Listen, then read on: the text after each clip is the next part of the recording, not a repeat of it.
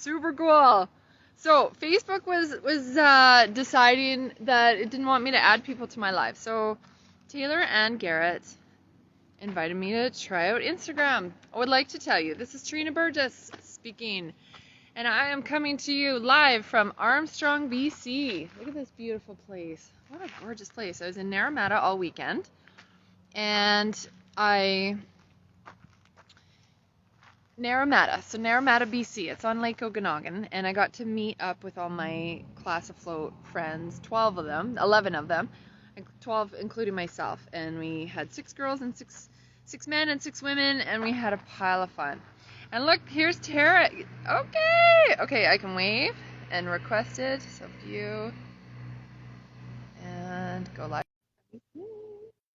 Okay, I clicked the button to add her.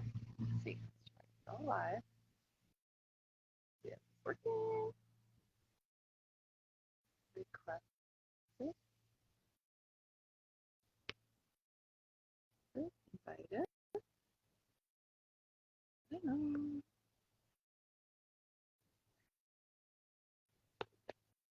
Join. Are you here? Hang on there, baby.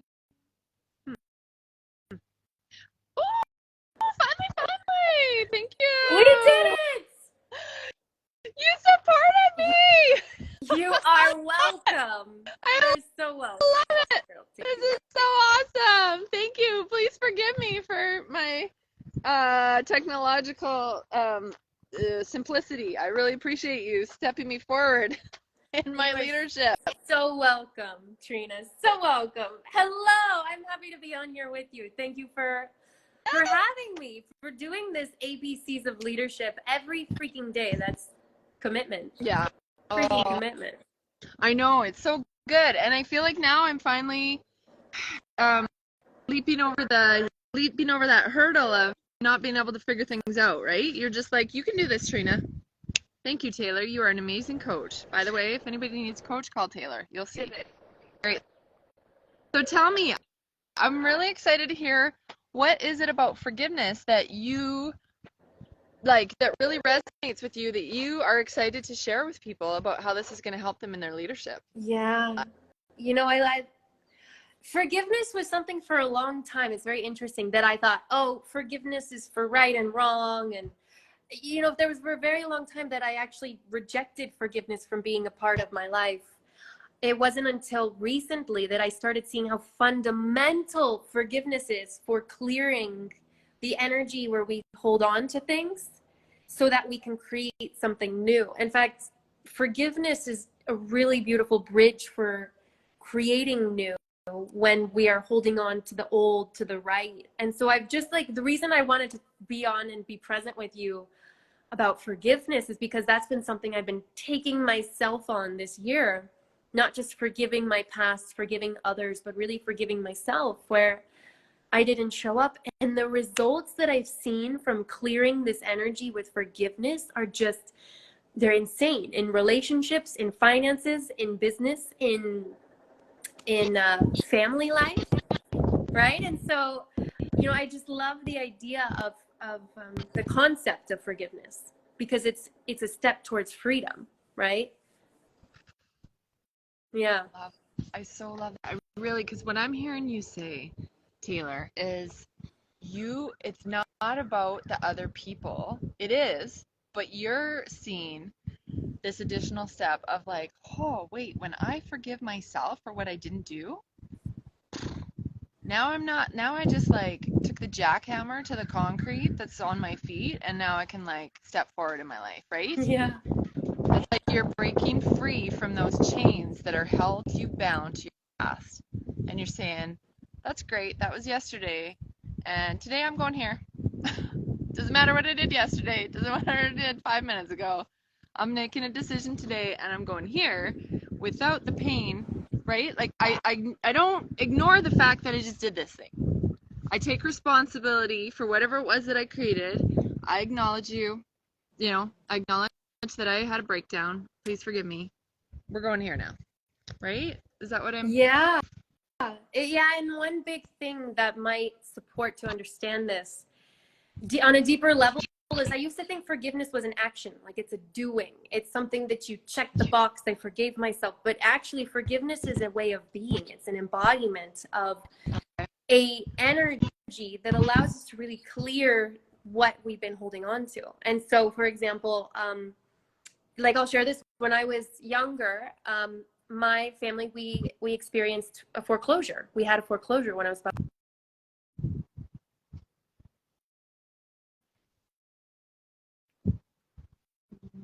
lost our home, and we had in our new house that we had to move to, we had credit card companies banging on our door at all times of day, and I was told not to answer the door because my parents would get served, right?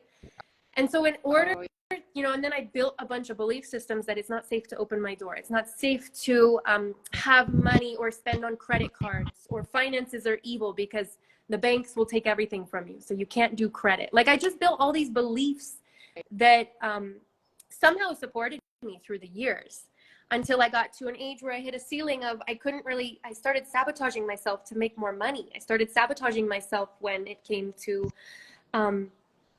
building my legacy, my vision, because I hadn't really forgiven my parents, my past, the banks in America who, advised my parents to do their process of not paying mortgage for some whatever reason and didn't get any penalty. Like there's so much forgiveness to clear that space so that I can create new.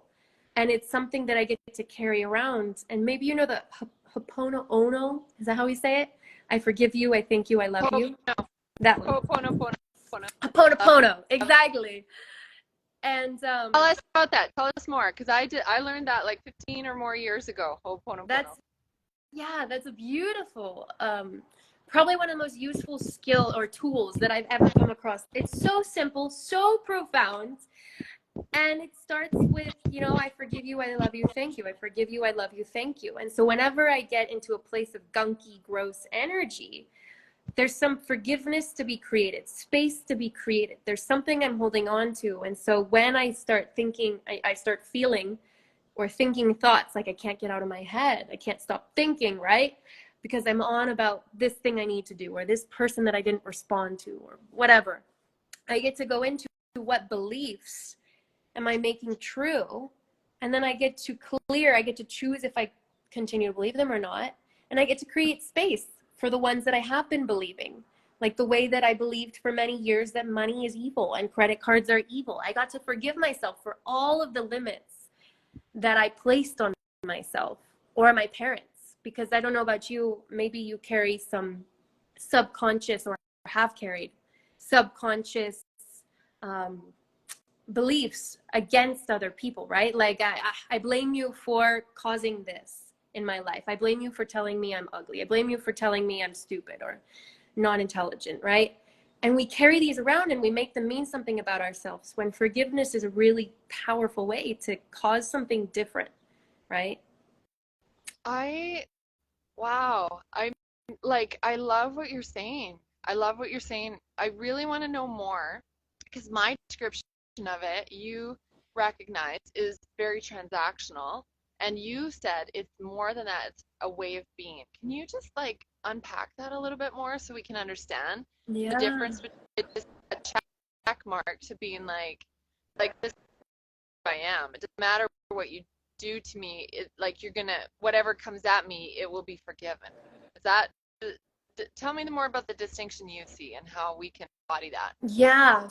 So there's a lot of us who, we go around the world and we do certain actions expecting a result without getting in our intention, getting connected to what it is we want to cause. Often will be, for example, I will go forgive somebody because, my parents told me I have to, or because it's not polite to carry grudges, right? Or, gosh, I want to look good in front of these people. We carry around certain things and then we do it without the intention. And so when we get clear on the intention, which is the experience we want to have in forgiving, with the vision of forgiveness. I mean, what is our vision of forgiveness? Is it to basically come and help somebody and then like leave them better? Or is it also because I get to clear my energy so that I can be generosity? It's a very fine line of doing to have rather than being, like becoming Right. that forgiveness. So Nelson Mandela, I mean, he's my OG of forgiveness, of a role model of somebody who really lived the embodiment of forgiveness, because he didn't just do it once and get in the court and then go and say apartheid government, you know, Willem de Klerk, who was the leader at the time when the negotiations were happening. He didn't just say, I talked to you 3 times, you've been forgiven. He embodied forgiveness for his nation so that there could be a truth and reconciliation committee to help, you know, the victims. He embodied it in every handshake, every, you know, moment of eye contact. He embodied it so that he could clear the space of, I mean, all the people he loved that lost their lives or weren't able to have the careers or the, you know, abundant families they wanted, right? Because they were basically put in like corners of shack towns throughout the country, you know, Black people in South Africa. And he embodied that forgiveness. I mean, after 27 years in prison, that's like how old I am, you know? It's like, and wow, you're only 27. You've done so much in your life. I mean, you look so youthful, but when you start to list off your CV and all the things you've created in your life, you've done so much, Taylor. Wow. Thank you, Trina. Yeah. And then part of what allows us to embody that youthfulness, that freedom, is, you know, letting go. Yeah. It's that clearing of all, I mean, how many times do we get like crazy aging or back pain or whatever because we're carrying the emotion in our body? Yes. And forgiveness Yes. is like, it's number one. I know. And that's how Jesus showed up, right? And I've been seeing that and telling people lately. You know, people are just so focused on their physical. I'm like, well, when Jesus showed up, what was the first thing that he healed? And people have all sorts of answers, and it's like, well, usually it was forgiveness, right? Like the woman at the well, you're forgiven. Like the guy on the palsy, you're forgiven. And then like your story about Nelson Mandela, that's so powerful. And you and I were in Arizona with Rex Crane a couple weeks ago, and he told the story about the Black lady. And it's painful to think about what she went through. But like they killed, what did they do? Abduct her husband, abduct her child. Like they murdered her family. And she's at the sentencing of the guy. I don't know how it was just one guy that did it, but anyways, she's at the sentencing for this guy, and she's like, I want him to be my friend. I'm gonna love this guy because he took everything from me, so I'm just gonna love him because that feels better than sitting in hatred.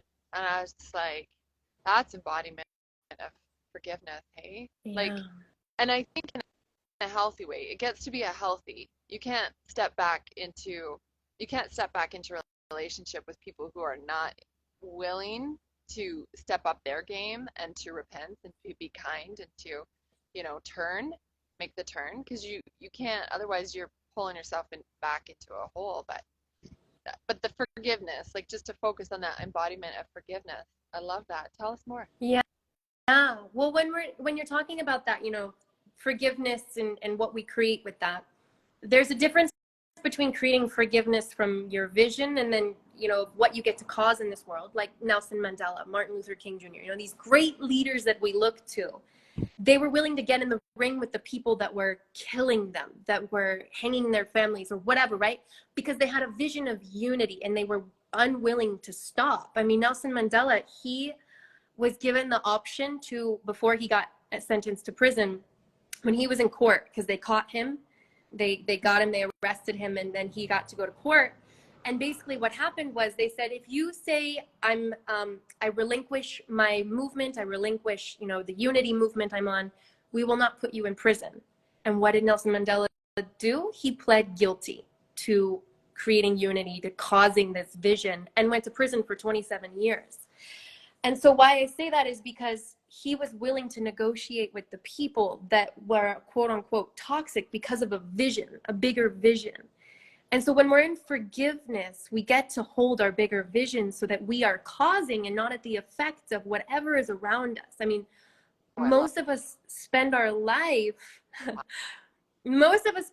either avoiding what we fear, so avoiding public humiliation, avoiding being disliked, avoiding not having money, or we chase desires based on, I want to feel better when I have that. Yeah. Right? Like we want to feel better for something. And so we're not really free when we're chasing desires because we always think something else will make us better, or we're avoiding pain, we're avoiding fear. And I've been looking at this a lot over the last week specifically of, well, what do we do if it's not about desire and it's not about avoiding fear?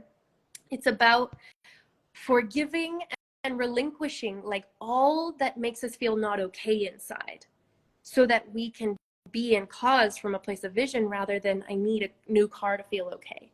I need this many subscribers or followers to feel okay. I need, you know, like whatever desire, the new Barbie Jeep, what that was when I was a kid, you know, Barbie Jeep, woo! Or Well, whatever it it's is. a thing with the new Barbie movie, so that's good. Yeah, right? This is beautiful. This is beautiful. What I'm hearing you saying is you saying like, because what I said was, oh, you got to protect yourself, and you responded with, when you're in vision, that's your protection. And what I heard you say, it's this. It reminds me. You just helped me understand this scripture. I don't remember where it is. It might be in the Doctrine and Covenants. Like, I belong to the Church of Jesus Christ of Latter-day Saints, so we have extra scriptures.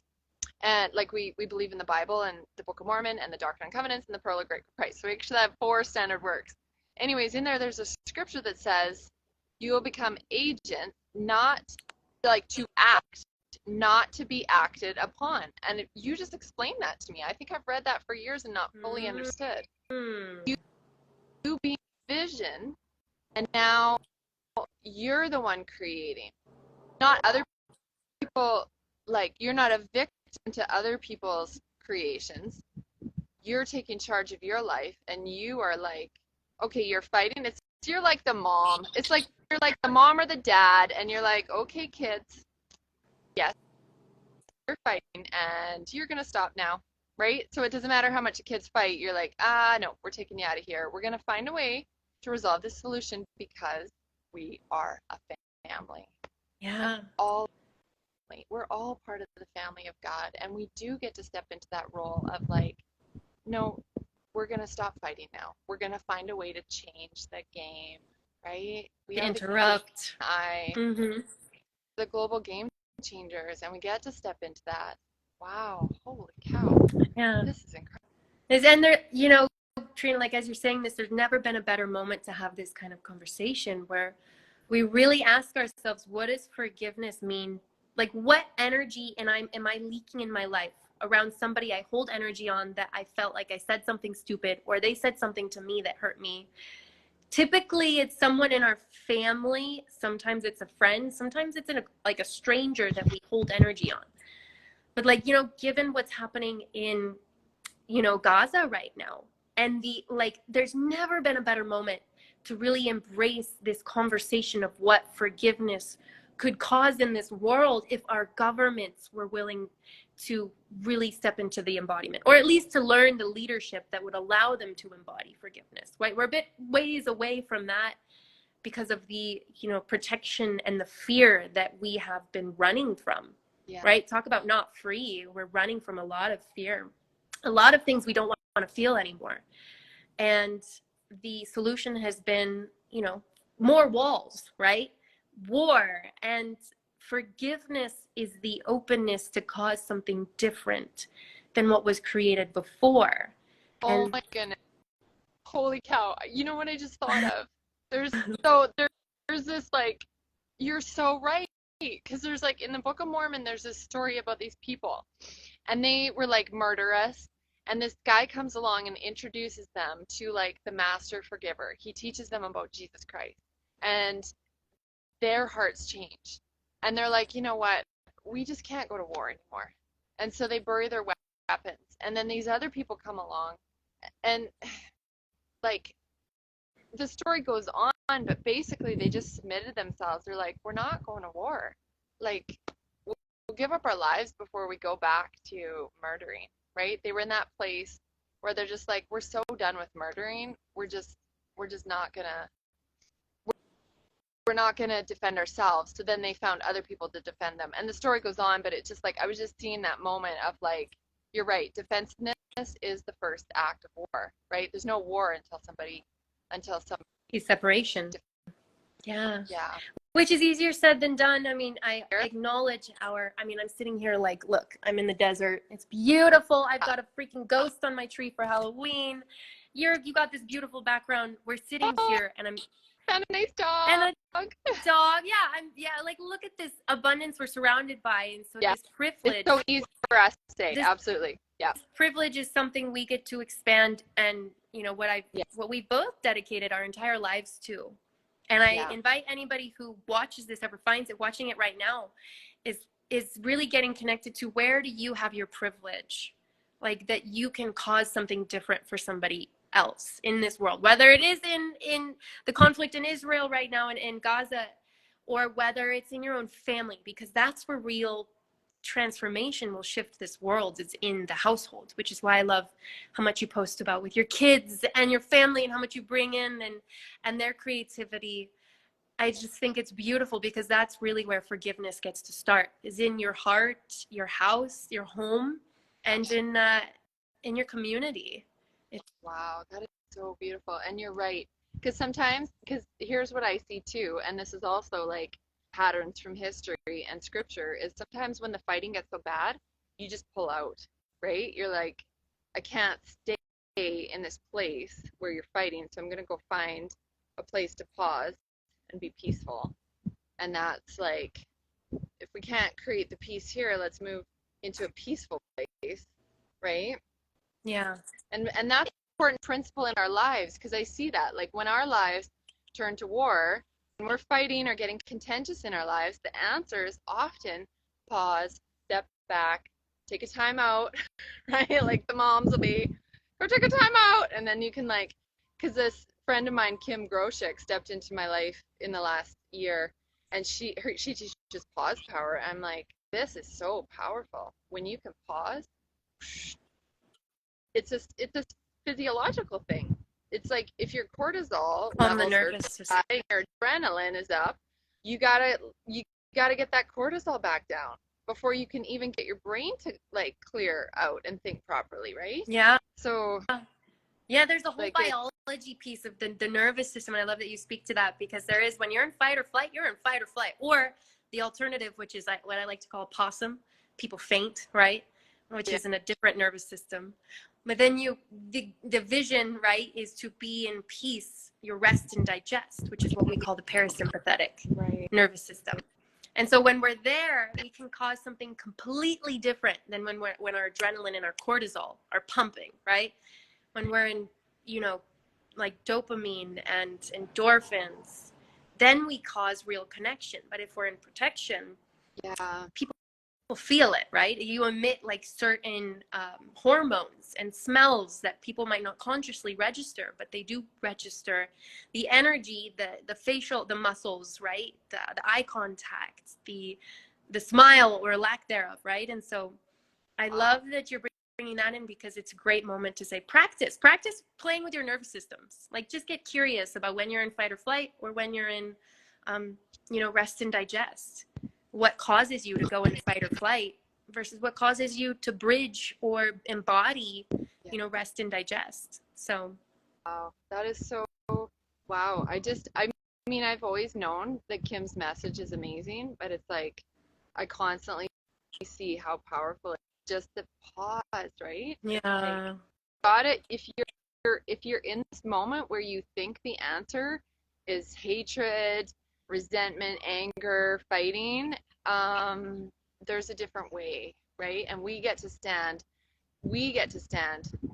for transformation. We get to stand for a transformed world, for love, peace, connection, abundance, goodness, prosperity, like joy, like all the things. We get to pull out and be like, wave on the hill, like, okay, get up. Like, I don't know.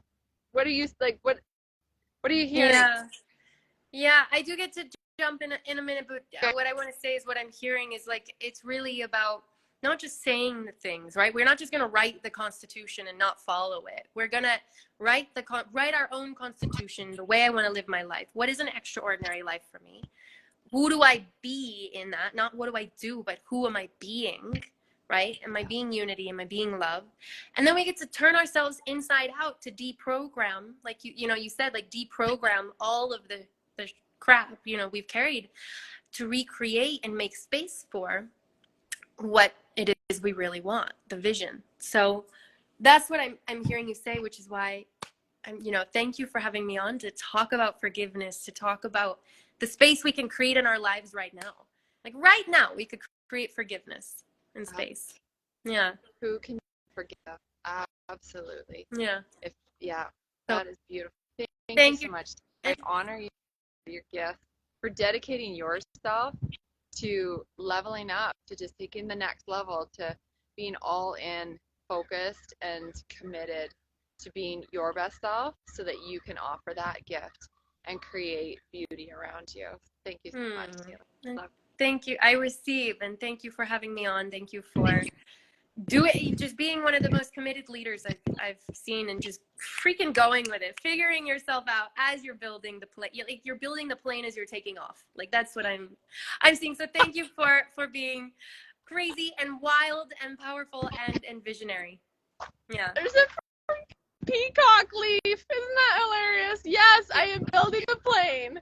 I'm building the plane as I go. And yes, I am putting on a show, kind of like a peacock. But I'm so excited to be a part of this. Thank you. I hear your words. I receive them. They are so meaningful to me. Thank you. You're welcome. I love you too. I'll catch you later. You're amazing. Oh. Have a good day. Hey, bye, everybody. Thanks for joining. Bye, everybody. I'm going to stay on for a minute, but you can pop off. I got a few more words. Sounds good. So, bye. You go ahead. Thank you so much. Wow. Wasn't that awesome having Taylor join? Thank you so much. Katie, you must be related to, I'm thinking you guys are Taylor's people. She is gorgeous. Wow, what a beautiful woman. So this morning I got to stop by this man's house. His name's David, and one time he got called to be a bishop. And I want to tell the story because it's kind of like a different approach. But I remember his brother just laughing so much when he heard this story, that this guy, he got up and he was like, it might be offensive to some, so I'll warn you, but I think there's wisdom in this. He gets up and he says to the people, okay, I just got called as bishop. If there's anybody I've ever offended, well, get over it. And that's kind of a message that's hard to hear, but sometimes we get to tell ourselves that, right? Like other people get to acknowledge their own breakdowns, but there is this space sometimes where we get to just like bring love and peace into that moment of like just reality check. Like we're all human. We get to give grace. This is a message I hear a lot in my circles these days, of this same invitation to just understand if that person did something wrong. Yes, that can hurt. We acknowledge that. And we have done things. People in our life show up as mirrors for us. And so instead of focusing on what other people have done, although that can get acknowledged and cleared, we get to turn and look in the mirror and see, okay, what can I do? So like, what can I do to create forgiveness in myself? What can I do to like, is there any energy that is in the world that I have been responsible for, like anything showing up in my life that I can change so that this whole situation can clear? And I feel I'm being like a little bit careful with my language because, I feel like I just want to show some sensitivity to the fact that we get hurt, and that doesn't get, you don't have to minimize the hurt and the pain you feel to be able to forgive, right? That's not like shoving emotions inside you and just saying, oh, well, it's not a big deal, isn't actually forgiving. It's like Taylor said earlier. You get to look through, is there a situation in your life where you can still feel the energy in your body? Like, just get conscious. You actually don't even need a doctor for this. So there are people that can support you with this, but you are going to be your own best barometer, or like detector, your own best trapped emotion detector of like, when I think of this memory, what is the feeling I have? And if there's any space in there that still has anger, resentment, hatred, guilt, stubbornness, pride, selfishness, then I invite you to take responsibility for yourself, for your health, for your relationship.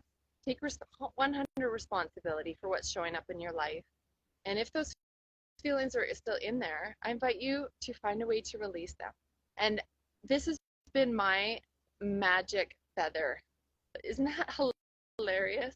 This is my life every day, by the way. I just it just seems like every day the perfect thing shows up at the perfect time. And I've been talking about the Dumbo's feather.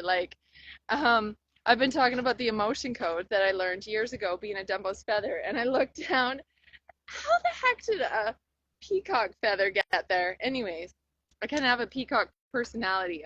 I'm a promoter, and promoters, Danny Johnson, she called promoters peacocks. No, she called them sapphires, which is blue.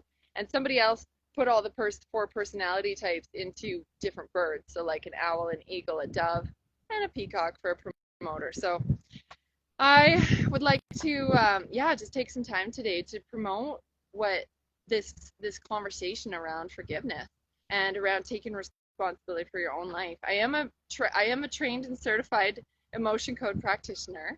So if this is something that you feel would be supportive for you, feel free to contact me and book a session, and we can have a conversation about how we can work together to help you get really good at finding those trapped emotions and getting rid of them as quickly as necessary, right? To be able to move forward and to create the things you want.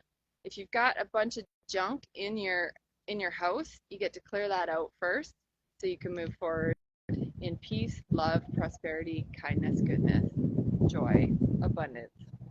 Take care. God bless you. I've got lots more stories. Thank you so much for watching. So lovely to be able to connect with amazing people in the world, and there's a lot more where this comes from. So keep watching. We'll see you tomorrow. Tomorrow we should be on at 9 a.m. Mountain. Today Taylor was busy at this time, so we rescheduled to this afternoon, and it's been perfect. We found the peacock feather, so it all works out perfectly in the end. Because there is a plan. I just want to take a minute too to say, sometimes when the plan doesn't work out the way you planned, you realize you already had a plan before you made this plan. And when you get connected to your eternal plan, your true course and your plan for life, things just flow. Pretty sure there's books about that, like the Celestine Prophecy. I remember reading that when I was like 18 years old, the Celestine Prophecy. And I met a lady recently. She's like, "Oh yeah, I've been reading the Celestine Prophecy about how things just work out in life." And they do. They do. There's a God in heaven who loves you. You guys put together a plan. Pretty sure you made the plan. Everybody like puts it on God, and like, God has a plan for me, which is true. Absolutely, because we all work together. We're all part of this family. We got a family plan, and each one of us has our individual plans for our life. And I hope that you plan to be amazing today. So go and forgive someone, and remember who you are. Remember, we're all part of God's family. We're the forgiveness family. We're totally the global forgiveness family. And we've made a plan that is like a Tetris game, or like any video game, right? Like any really good video game, you level up, right? You keep leveling up. So forgiveness is like super easy, maybe when people are nice to you, it's super easy to forgive. And that's good. That's absolutely good. It's good when people are nice. It's good when you can forgive. It's good when you can trust. And you get to level up. You get to be the agent unto yourself. Go find the forklift. I love this. This is awesome. You get to level up because forgiveness gets trickier It gets more challenging. Forgiveness gets more challenging when people are mean. Forgiveness gets more challenging when people hate you. That's hard. Forgiveness gets more challenging when people are like attacking you personally, when they're destroying you, when they're robbing from you. Forgiveness gets super hard when people are bombing you, when they're molesting you, when they're abusing you. But I know from personal experience, those things can be forgiven. They can. It's part of the plan. Take care. God bless. Have a great day. Love you lots.